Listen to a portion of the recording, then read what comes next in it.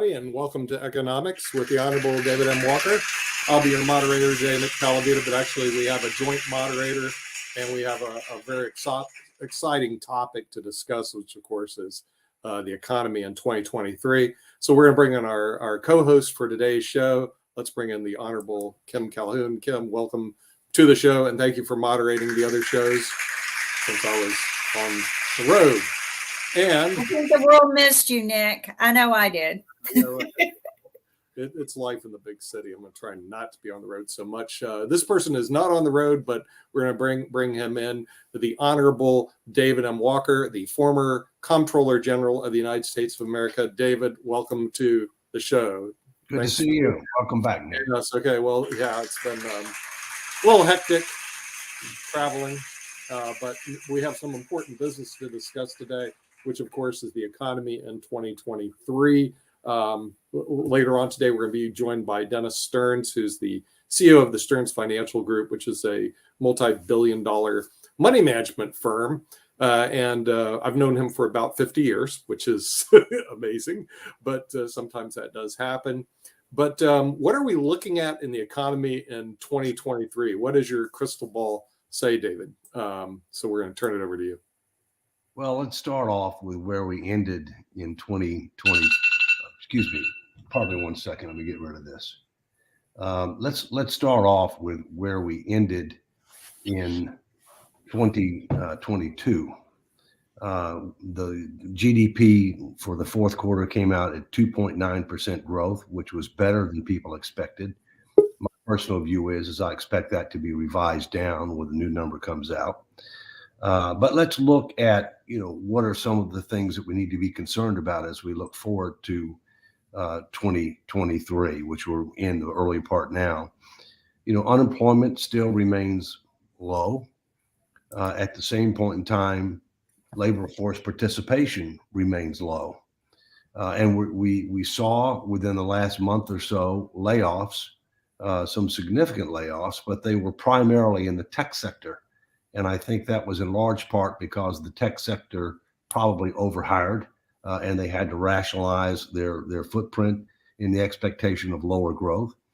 Most economists, and I'm a CPA among many things, but I am not a PhD economist.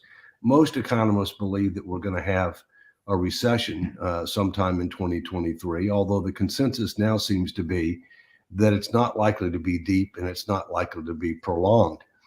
But as we enter the year, we see that interest rates are still high and they are going to be raised again, I believe, by the Fed in February, although I think the Fed may be tempering their planned rate increase and re-looking at it in light of some recent data. Inflation remains high. We were at 6.5% in the latest report, which is 4.5% above the benchmark of 2%. So we've still got a long way to go. And I don't think the Fed's going to create a new higher benchmark over time. Federal spending has been out of control, totally out of control, in particular with regard to the omnibus bill, the $1.7 trillion omnibus bill that was filled with earmarks and a variety of other things. Now that the Republicans have taken over the House, I think the brakes are going to be put on with regard to federal spending. And then the question is that what's going to happen going forward, including with regard to the debt ceiling limit, which we can talk about it if you want to. If you look at from a broader perspective, not just at the federal level, but also with regard to overall debt levels are going up, savings rates are going down. That's not a good indicator. And then from a different perspective, you have security issues. The Ukraine war continues to drag on. There's no end in sight. At the same point in time, we've got other security concerns that we need to be concerned about, in particular, Taiwan, Iran, North Korea, but Taiwan being the biggest. And one of the challenges that people are now starting to realize is that Ukraine wasn't armed adequately before the Russians went in. And now there's a big effort to try to get them armed now. You can't deter aggression by doing things after the aggression occurs. And now we've got a situation where we're concerned about Taiwan. Some people are coming out saying that, China might go into Taiwan by 2025.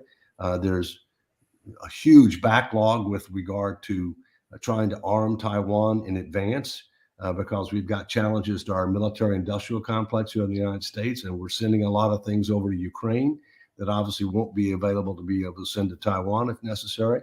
So bottom line, there's uncertainty. And I will tell you this, I know you've got an investment manager who's coming on at 11:30. I wish I could stay for it, but I can't. I did look at his slides. I enjoyed his slides very much.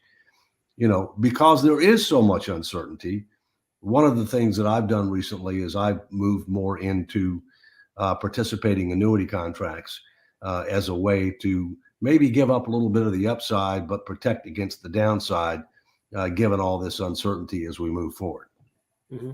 Yeah. Well, the thing is, one issue that you did bring up, which is a problem that I see because it's a unknown factor, is the debt ceiling limit. Mm-hmm. What is I mean, you have to factor in probabilities into any type of forecast. What is the probability? It's not zero, but it's not 100% that our friends in Washington, D.C. can't get along, which obviously they love to not get along up there, and they actually default on the national debt. And then if they did do that, David, what are the short-term and long-term ramifications? Because they go, well, we're not going to raise the debt ceiling, and all of a sudden we have a default on our national debt. Well, let's talk a little bit about what the debt ceiling is and what the debt ceiling isn't, and then we can talk about what's likely to happen, because there's a lot of disinformation and misinformation about this. You know, technically, the debt ceiling was something that was put in place back at the beginning of the last century to try to help, to try to make sure that Congress didn't have to approve each issuance of U.S. debt on a recurring basis. And what they did is they said, okay, you can issue debt up to this level, and you don't have to get our approval. But once you get to that level, you need our approval to raise it again. Well, unfortunately, we're now in a situation where Congress, on a recurring basis, ends up passing spending bills that by definition means that you're going to have to raise the debt ceiling limit. And things have just gotten out of control. Obviously, one of the reasons that they wanted to have a debt ceiling, and by the way, we're the only major industrialized nation, to my knowledge, that has a dollar-denominated debt ceiling. One of the reasons they wanted to do it was not just a matter of convenience for the Congress, is they wanted to have a way to try to be able to control federal spending and mounting debt burdens. Well, it has failed miserably in that regard. And so, but let's talk about what it is. It says you can't engage in additional spending if you hit the debt limit. Let's talk a couple of things about that. First, there's only one thing guaranteed by the U.S. Constitution that's a financial obligation, and that's principal and interest on sovereign debt of the United States.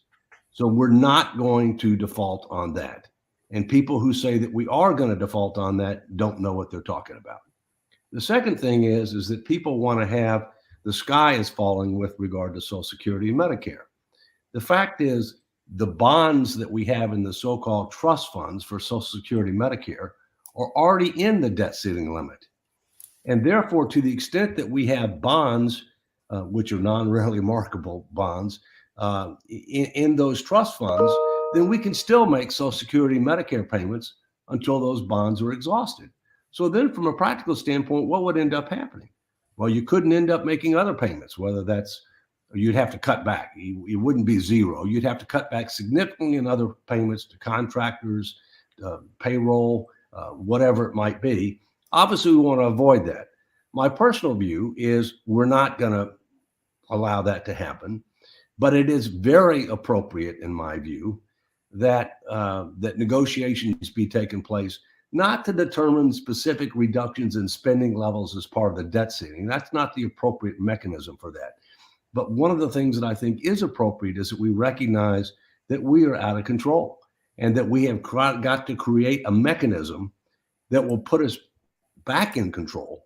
And I think there are a couple of ideas that I have on that, one of which is, as you know, we passed the threshold for a state-led Convention of States to propose a fiscal responsibility amendment back in 1979. And there is a new resolution that's going to be introduced both in the House and the Senate to raise more visibility to this. Maybe we could force a vote on that resolution as a way to wake people up and recognize what's going on. The other thing that we're going to have to do is, look, they're ultimately going to have to make very tough choices about Social Security, Medicare, Medicaid, other mandatory spending, defense, and other discretionary spending, and revenues. And all of those are going to have to be on the table because we're way past being able to grow our way out of this problem. To do that, they're going to need some type of a public engagement process that sets the table for a tough vote. And I think what we need is that we need a fiscal sustainability commission that would be comprised of capable, credible people who would engage the American people with the facts, the truth, the tough choices, listen to what they have to say, come back, make a package of recommendations guaranteed a vote in Congress. And that this needs to be statutory. It needs to be law to where the Congress buys in, the president buys in. That's going to be necessary, I think, for us to get to where we need to be. And I think those kinds of things are very appropriate to put on a debt ceiling limit because they're like a wake-up call and they're providing a mechanism for a way forward where we can start making some intelligent choices. Because the idea that you're going to be able to do all needs to be done through the regular order in Congress is a bad joke. That ain't going to happen. Mm-hmm. Yeah. By the way, Nick, one other thing. Sure. The so-called Simpson-Bowles Commission, which I know that you and Kim are very familiar with, back from 2010, okay, they did very good work, but they didn't meet any of the criteria that I just said. Mm-hmm. And therefore, we need to learn from the past and others, and we need to prepare for the future. And in this regard, those are some of the changes we need to make. Yeah. Well, Dave, another question. Why isn't this issue front and center on media every day? Because what I look at, the fiscal responsibility of the United States of America is the most important obligation that everybody suffers from or benefits from. And yet, when we pulled the congressional record, and this really irks me, they were discussing in Congress how great the University of Georgia Law School is. They shouldn't be discussing it. It's not that important. They have a good football team, great, but you don't discuss that in Congress. Come on, David. Why aren't they discussing this issue? Why aren't there hearings today on the fiscal responsibilities of the United States? Because we've gone over it in our program. Why isn't the media covering it? Well, they're not discussing it. So there's nothing to cover. But we're looking at Social Security going insolvent next decade, Medicare going insolvent this decade, our national debt increasing at $1 trillion a year for the next decade. And we're like, hey, let's go talk about murders in Memphis. I mean, I don't get it. When this should be and not to say that's not an important issue, but this is an important issue that affects everybody in the United States, and we ignore it. What's going on? It doesn't just affect everybody in the United States. It affects the global economy. Yeah. And so, look, unfortunately in Washington, the system is afflicted with three maladies. Number one, myopia or nearsightedness. They're just focused on the here and now. Secondly, tunnel vision. They only can look at one issue at a time without understanding the interconnectivity, the interdependency, the domino effect, if you will. And thirdly, self-interest, namely getting reelected. Mm-hmm. The fact is that they don't want to make tough choices on spending and taxes unless they're forced to. And that's why I say we need a forcing mechanism, and we need a mechanism that will be able to engage the American people, set the table for a tough vote. Now, here's some good news. The new chairman of the House Budget Committee, Jody Arrington, Republican from West Texas, is very much committed to fiscal responsibility and sustainability. He was the lead sponsor for the resolution that I referred to before on a convention of states to propose a fiscal responsibility amendment. He's committed. He's going to be the lead sponsor this time. He's obviously in a much stronger position this Congress than he was the last.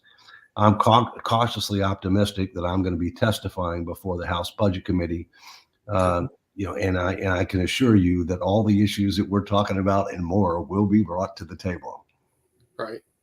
Yeah. And I'm hoping that the media will actually cover these issues, but also do we have an education problem in the United States that I just got back from Las Vegas, and let me tell you, here was the problem. Okay, David, the tables were full of people.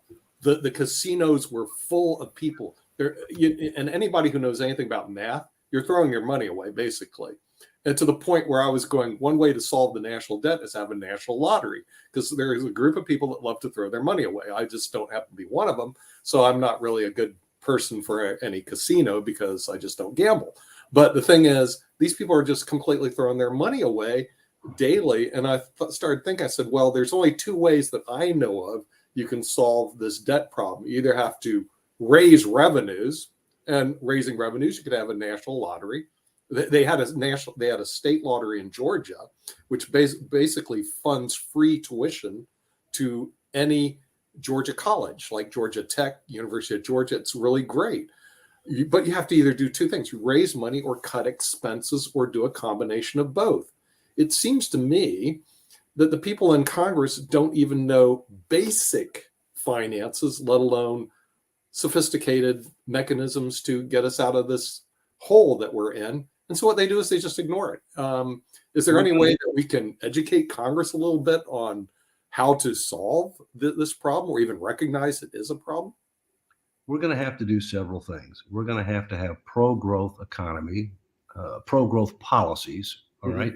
It's not just with regard to fiscal policy, but also with regard to regulatory and other policies, including energy policy, because we want to grow the denominator in debt to GDP faster than the numerator.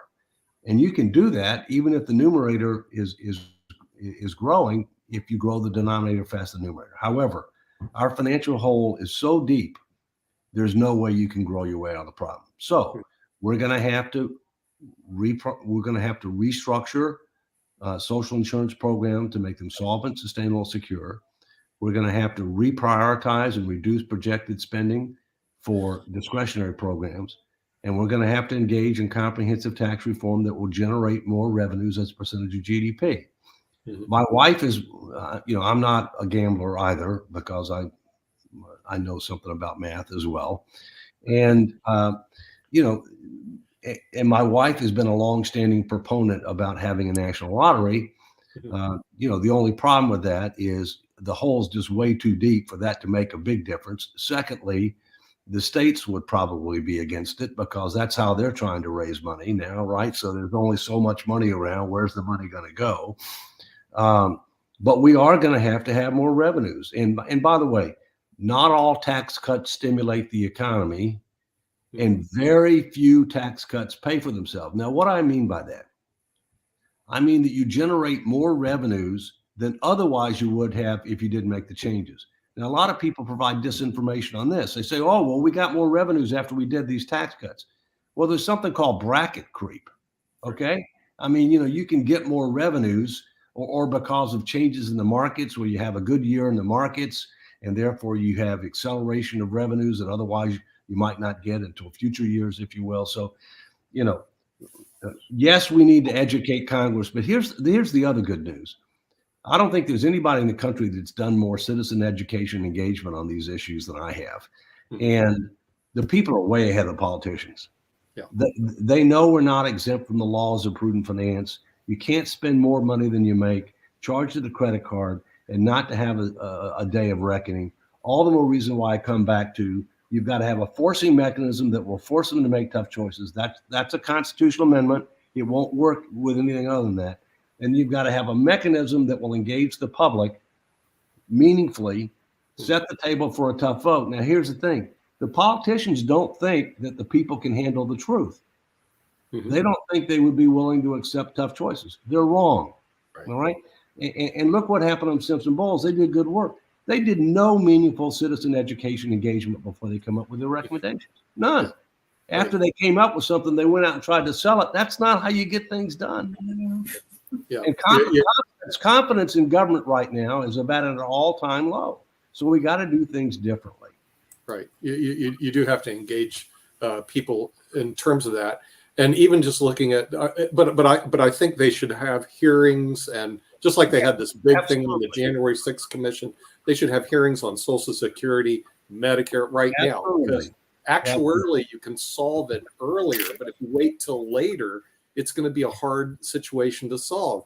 And unfortunately, they're going to have to give news that people won't like to hear, such as and what happened. I think Leslie Graham said, "Oh, we should move the Social Security age to age 70."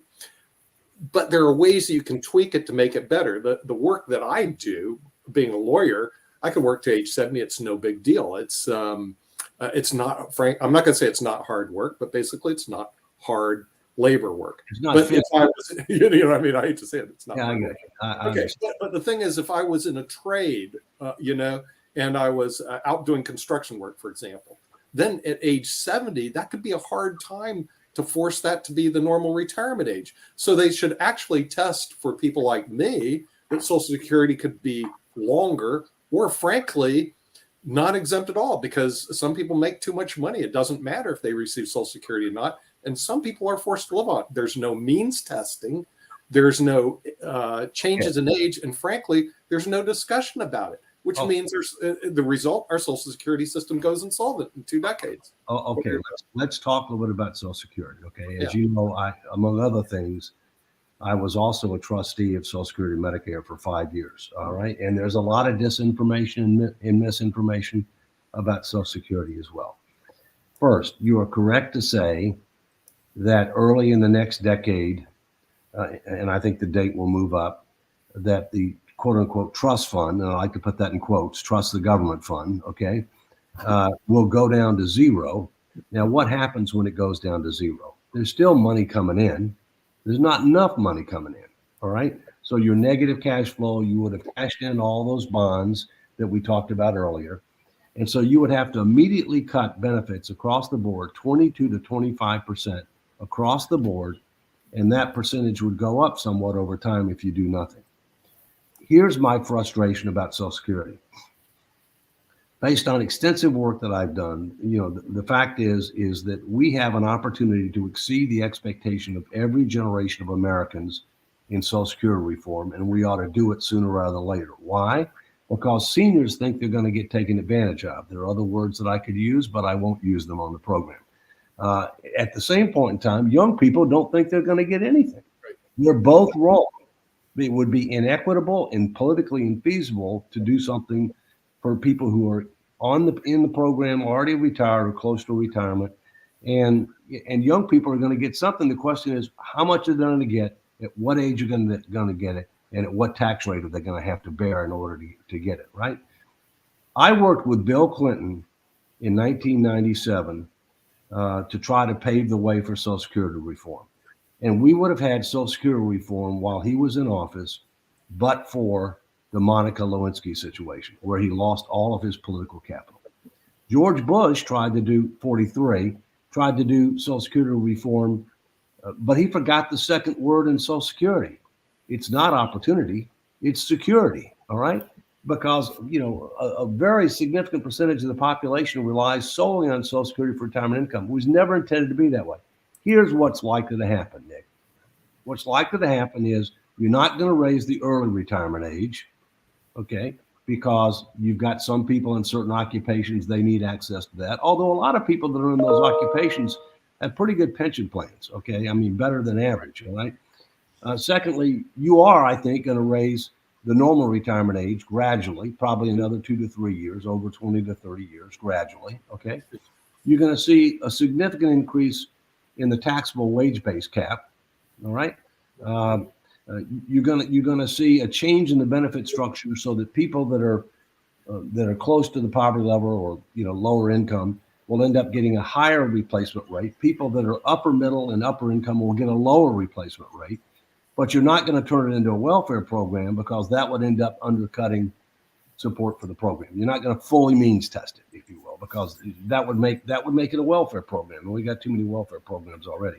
So, and you're going to look at the cost of living formula and determine whether or not there ought to be a change on that based upon the differences in the basket of goods, depending upon your age and your life cycle, if you will. So those are some of the kinds of things that are likely to happen.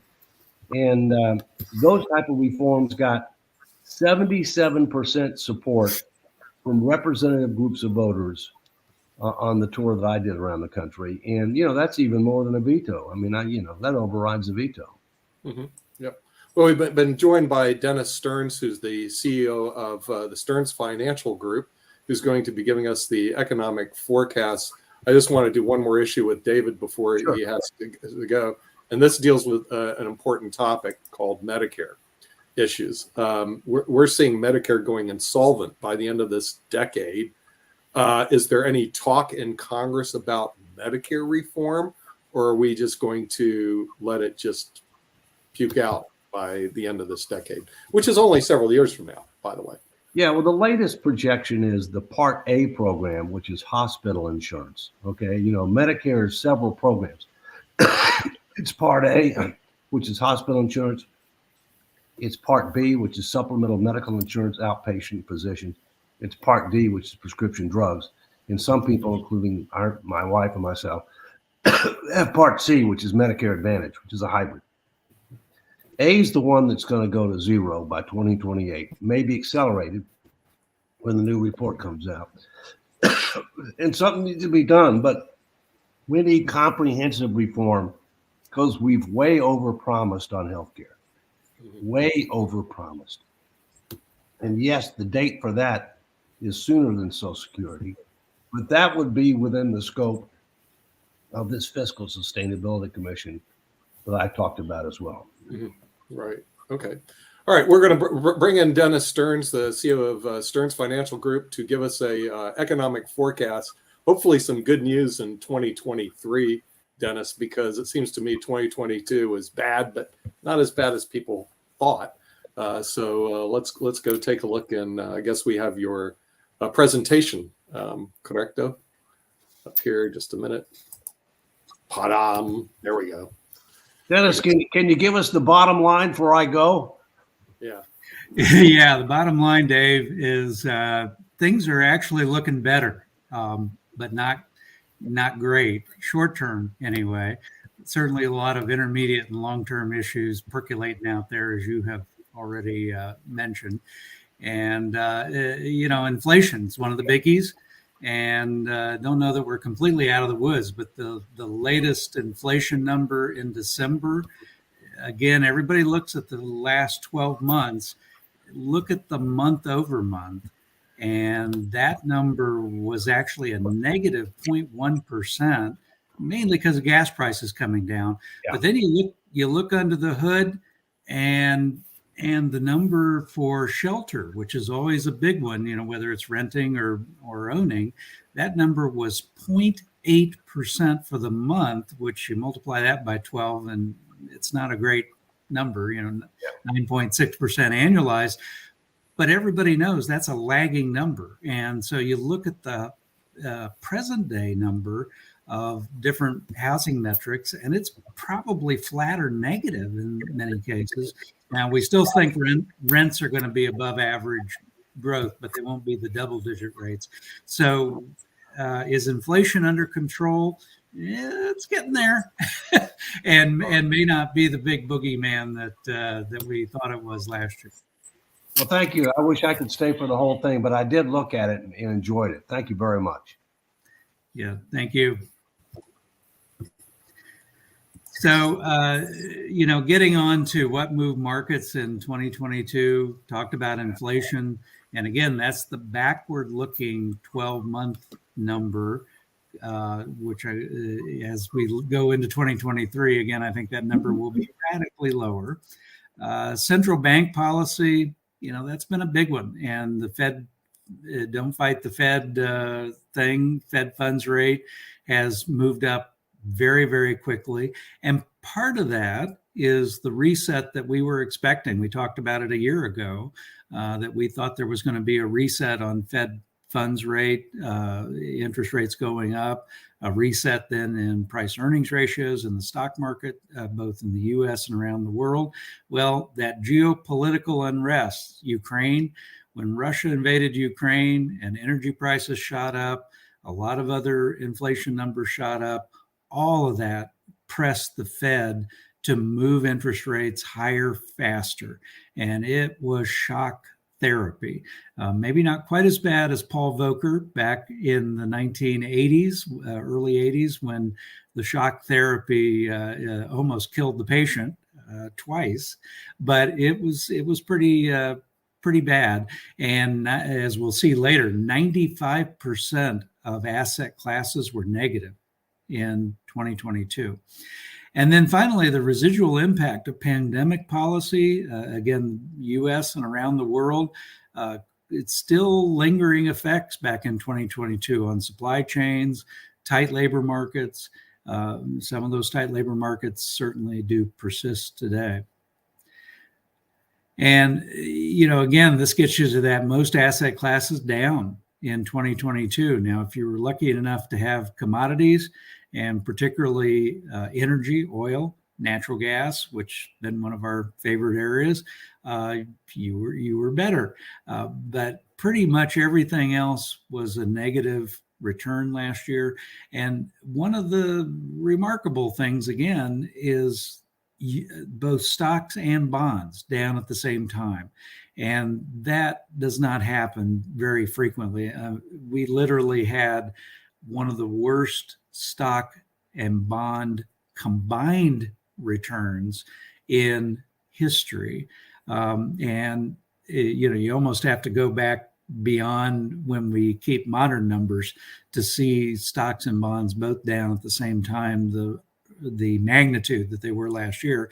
So that got into what we talked about a year ago, that if all you're using is chocolate and vanilla, stocks and bonds in your portfolio, it's good to have some alternatives in there. And we'll talk about that towards the end, strawberry, butter pecan, other kinds of flavors of ice cream. And this is just a reminder that the stock market has long periods of outperformance, and it's then punctuated by these red periods of, oh my goodness, bad times, but they are much shorter in duration. So it is still true that the stock market, closely aligned with real estate, is particularly income producing real estate, is one of the greatest wealth producers of the last century. And it's because of what you see on the screen, these long periods where the stock market does fine, and then short periods that scare the bejesus out of everyone. Bonds, again, had a really bad year last year. And again, these statistics, we're going back to 1926 for these statistics, that the worst bear year for bonds was last year. And that's on the far left of this chart. You then had a few years where you lost money, 0 to negative 10%, and then less than average. Again, average over a long period has been 5%, and that's the yellow line. That's the highest number. But then average return 3 to 7 is the second highest. Again, 28 years versus 29 years, so pretty close. And then you had a number of years, and this is usually where you had high interest rates going to low, and that's the purple and green on the far right, where bonds made more than normal. So I've heard a lot of people say, oh, bonds are dead and bonds don't make sense anymore. Well, they're making some more sense now. And even though we just came off of one of the worst years literally in the last 100, bonds do make some sense in a portfolio. I will say that just as last year when we had this discussion, we were underweight stocks coming in, we were underweight bonds. Well, we're still underweight bonds. So even though the returns are more interesting, they're just not interesting enough for us to go to a normal weight, even though they do play. I think they'll play better defense going forward. That is one of the keys. And so potential headwinds in 2023, you just got a primer from Dave on U.S. government debt. In our opinion, that debt issue has been way off in the future, and now that future has been brought forward a bit more. Not necessarily going to have huge impacts on securities markets in the next year, 2 or 3, but those issues are coming up. Again, central bank policy will be key this year, not only in the United States, but around the world. What will central banks do? Again, I think central banks, because of that inflation beginning to look better, and again, not just in the US, all other countries around the world, I think that many of them are going to back off. But central banks have a tendency to overshoot, and they just hate inflation. They will stamp out inflation at all costs, and even if that means sending us into a recession. And so, again, I think that's a risk. Geopolitical risk is still there. Ukraine, certainly Iran, China, a lot of issues with China. Now, you'll find China in the tailwinds as well. We'll talk about that in a second. But the fact is that the supply chain problems with China were huge last year. They're getting better, but they could still be some issues this year. And then that potential recession, we just had some not so great economic numbers in Germany, but we had some better economic numbers in the United States. Maybe we're going to avoid a recession in the US. Our official forecast is a mild and short recession. But again, a lot of the data is trending towards maybe it's not going to be even quite that bad.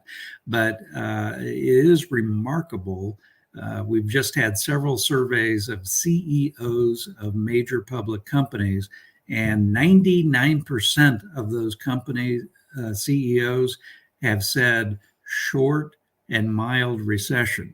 That is a remarkable number. Usually 99% of anything, it doesn't come true. That's been my observation. So again, maybe it's a little better, but there's still some data out there that we're tracking, could, again, some of these issues and a few others that could send us in the wrong direction. But right now, data is trending in a relatively positive direction. And again, you get to this government debt maturity profile. You can see that the U.S. government debt by maturity, we are refinancing literally 50% of the outstanding U.S. government debt in the next 3 years. 50%. That is incredible.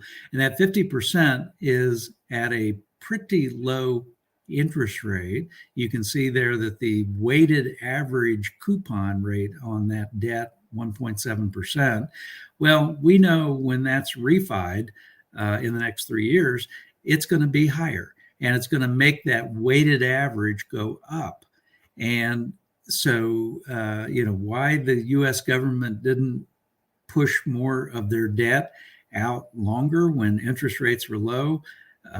We know some of the reasons that they felt like the demand was stronger in some of the more intermediate and shorter term, and they could get the financing done easier.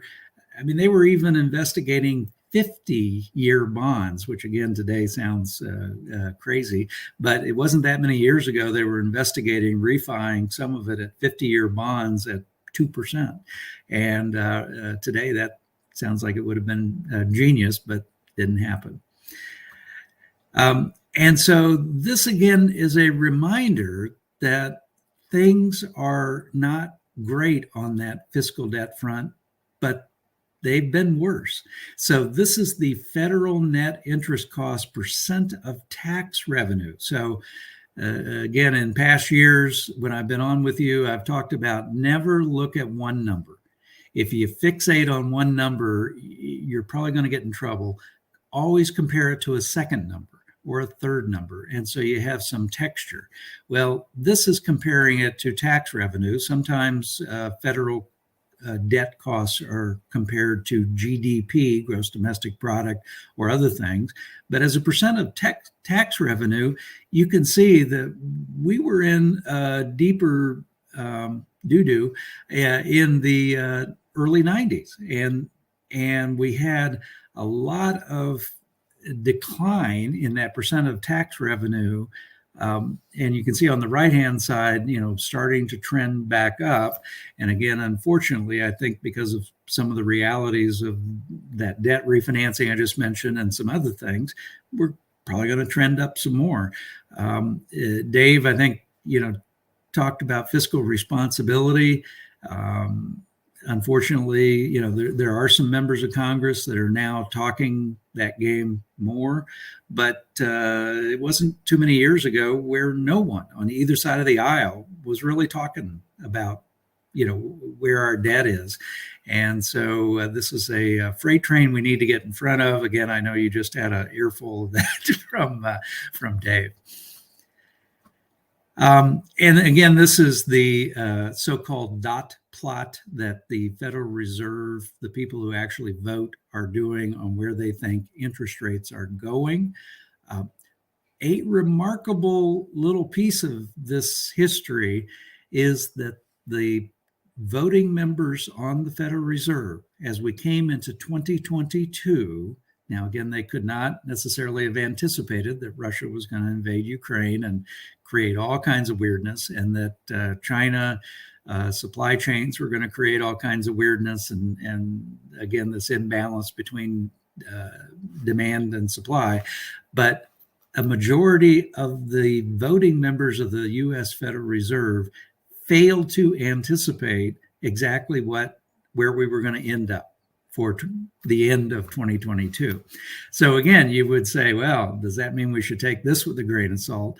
Well, again, it's a data point. It is not the data point, but it is an interesting data point to see where the Fed, the folks voting, actually think we may end up. And again, they think we're going to end up a bit higher at the end of 2023 on the Fed funds rate, but our suspicion, not hugely higher.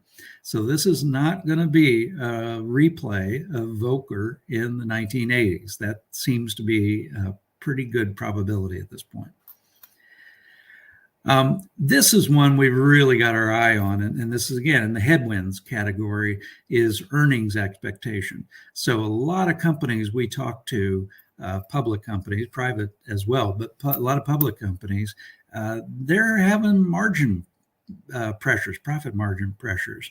And some of it's the higher cost of labor, and they got to pay up to get labor. And some of it is some of the inflation coming into their supply chain. Some of it is just realities of the marketplace. And again, I think the good news, we just talked to some folks in the retail industry. There was a survey done of a lot of retail companies who experienced about 6% inflation in their supply chain in 2022. They're expecting 3% in 2023. So that's maybe better news on this profit margin front. We are in earnings season right now in the U.S. stock market, and it's a mixed bag.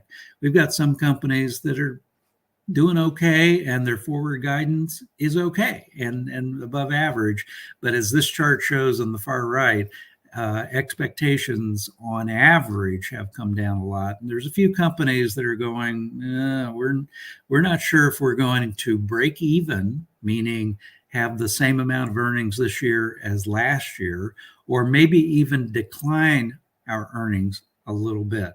And so for the S&P 500, that decline, we're not saying negative earnings on average. What we're saying is, well, it could be $215 a share if you go across all the companies in the S&P 500. That would actually be an earnings recession. That would be down a little bit. And that would cause a fair amount of additional volatility in the stock market. Right now, our best guess is that data is going to trend towards maybe a flat, but it's company by company. And so again, this is where you look at the stock market, but some of the individual companies are going to have better or worse than average results. Recession watch, again, most anticipated recession in history. Again, remarkable, this chart that we're looking at. And again, what that suggests is, well, if everybody's thinking it's going to happen, will it really happen? Well, this is one of those that it can become a self-fulfilling prophecy. So if enough companies think we're going to have a recession, they start trimming a bit. They trim 3% or 5% of their workforce. We've seen that with a number of companies. Or they trim their marketing budget, or they trim a few other areas. Consumers, if they think a recession's coming, they trim here, they trim there. Maybe they don't make the house purchase, and particularly with the higher mortgage rates we have today. So if enough people do all that, you've just got the recession that you feared. And so, again, this is one of those reasons why we're not saying that we're out of the woods on having some kind of at least mild recession. Tailwinds, again, valuations are better. Wouldn't call them cheap, but they're better. Trend in inflation, we've already talked about, certainly better. And China reopening, this is extraordinarily helpful for the supply chains in the United States and a whole lot of countries and companies around the world. It's also great for Europe. I mean, part of the reason European stocks are on fire, doing great right now, part of the reason is the anticipation that they're going to have a lot of Chinese tourists coming back to Europe, spending a lot of money. And also, many of those European companies work in China. In fact, larger percentage of them have very close connections to China compared to United States companies. So China reopening, pretty big deal. As everyone knows, it's a little bit dicey right now for the Chinese people because of all the unfortunate COVID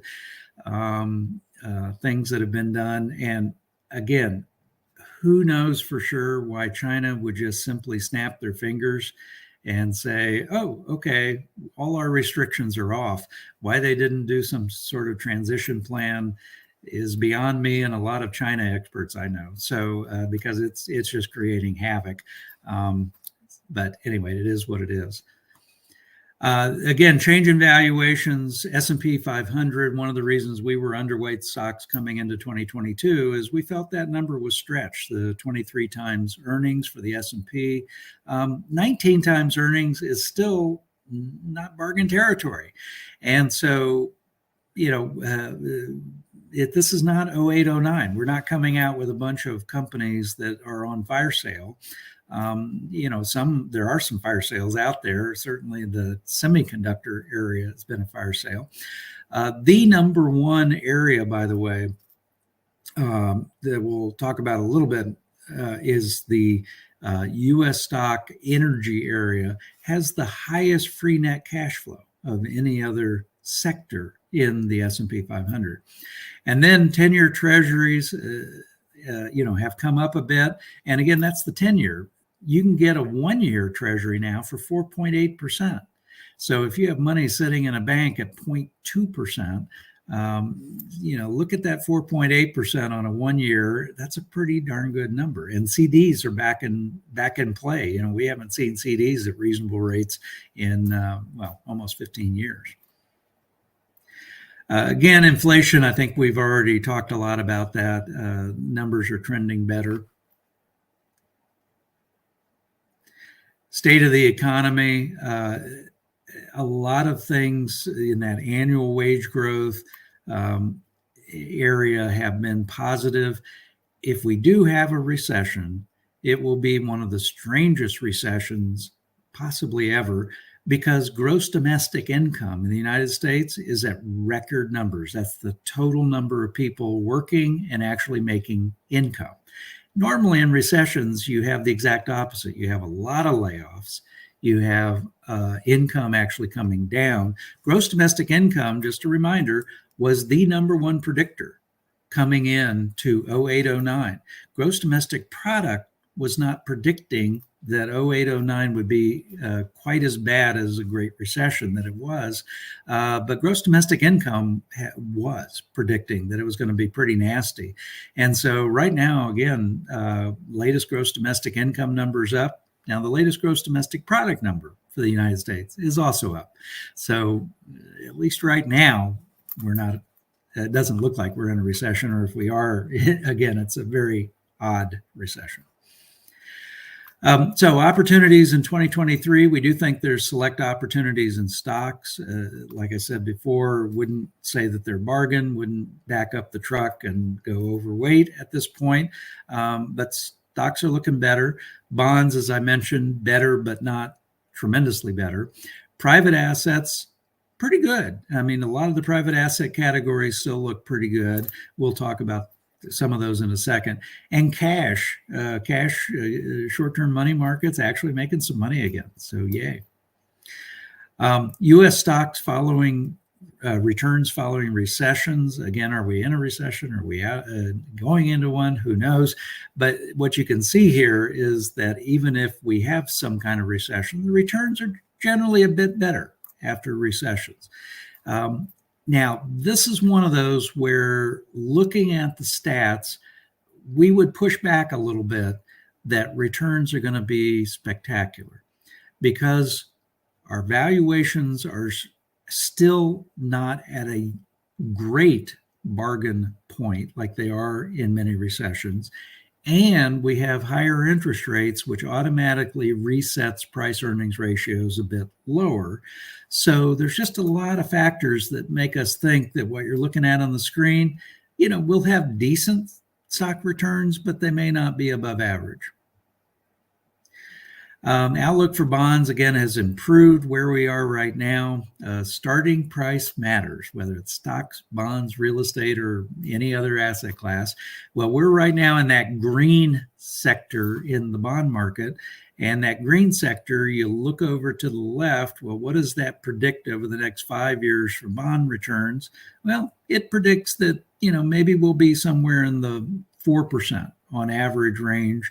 And so not bad, not great. And if you're trying to make real returns over inflation to prepare for retirement or in retirement, again, that's not a good recipe in terms of inflation adjusted returns. So improved, you should take a look at bonds maybe again, but I wouldn't go crazy with them. And this is that famous 60-40 portfolio, 60% stocks, 40% bonds, which again had a really nasty year last year because both stocks and bonds were down. But following the worst 10 years, these are the returns in that 60-40 portfolio. And you can see they look much better. So, I've heard a lot of people say 60-40 is dead. Again, a year ago and the time before that, with this audience, we talked about the fact that we had a modified 60-40. We have different kinds of things substituting for bonds. We have different kinds of things substituting for stocks. But I think after the reset last year, chocolate and vanilla is not going to do too bad going forward. And so that gets into some of these alternatives. Again, we don't have time to go into a lot of depth on all of them, but private real estate still looks good. Now, there has been a bit of a reset in income producing real estate. So remember, that's different than, perhaps single family homes. But we do think they'll have decent returns over the next 3 to 5 years. Private credit, decent returns over the next 3 to 5 years. Private equity, decent, maybe even better than decent. Multi-sector private alternatives, amazing number of tools available in that area. And then venture capital. There's a lot of innovation that's needed in the world. A lot of big companies rely on small companies to come up with their innovation. And so venture capital is starting to look more interesting. And this is that trailing risk reward chart we've looked at before about how do some of the asset classes like timber, like farmland, like private infrastructure, how do they do over time? Well, that's that circle over on the left. They have a lot lower risk than the stock market, which the stock market is that triangle on the very far right. So pretty decent returns in the U.S. stock market, but big volatility measured by standard deviation. So a lot of these other things have produced pretty solid returns, in some cases even better than stocks, and have done it with a lot lower volatility. We think some of that's going to continue even with some of the reset that we saw in 2022. So that's it, Nick. Well, it looks like we have a challenging year ahead trying to figure that out. The biggest thing I saw was that refinancing on the national debt. If you got to zero in on that, Dennis, I didn't know it was going to be that large, 50% of the national debt being refinanced. That's incredible, you know, in the next couple of years. Yeah, let's find the CFO of the United States and fire them for not getting ahead of that train. I was going to say they should have gone long term on that. But it also looks like if the interest rates start going down, I guess the best time to buy real estate would be not now or not this year, but the next couple of years if the interest rates go down. In other words, so where you would start acquiring debt again.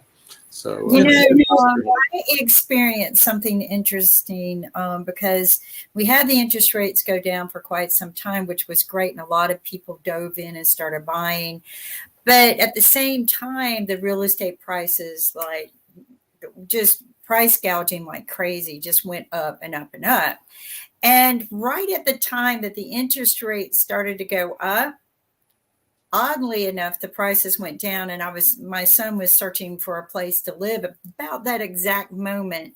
So we kind of seized the opportunity when the cost of properties were going down.